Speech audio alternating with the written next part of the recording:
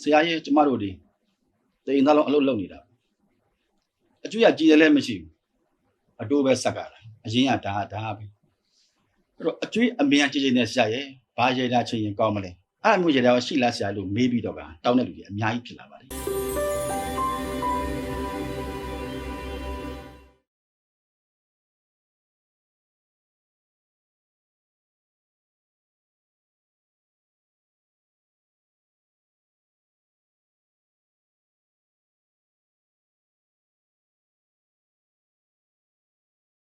ရှိတကားအစီအစဉ်ကိုကြည့်ရှုနေကြကုန်သောခொနရသားသမီးအပေါင်းကျွန်တော်ရဲ့မိတ်ဆွေများအပေါင်းအားလုံးမင်္ဂလာပါခင်ဗျာ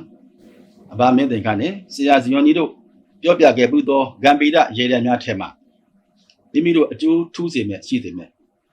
ဂမ်ဘီဒရေတံတစ်ခုကိုကျွန်တော်ပြန်ပြီးတော့မျှဝေချင်ပါတယ်အခုသလုံးမှာကျွန်တော်ရှိရလာကြတာဗရိနိပိသက်တွေအားလုံးကဆရာရဲ့ကျမတို့ဒီတိန်သားလုံးအလုပ်လုပ်နေတာအကျွေးရကြည်တယ်လည်းမရှိဘူးအတိုးပဲဆက်ကတာအရင်ကဒါပဲအဲ့တော့အကျွေးအမြန်ကြည်နဲ့ဆရာရဲ့ဘာရေတာချင်းရင်ကောင်းမလဲအဲ့မျိုးရေတာရှိလားဆရာလို့မေးပြီးတော့ကတောင်းတဲ့လူတွေအများကြီးဖြစ်လာပါတယ်အဲ့ဒီတော့က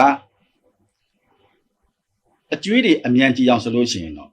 ဘယ်နည်းမဆိုရတယ်မနက်ပိုင်းလည်းရတယ်ညနေပိုင်းလည်းရတယ်အဲ့တော့စာကလေးဝေကျော်တို့ကိတ်မုတ်တို့အမို့အကျော်အကြည်တို့ပေါ့တော့ဟိုကခြေပစ်ကြတာအကုန်လုံးကအကောင်းကျိုးလို့မရခြေလိုက်ရအကုန်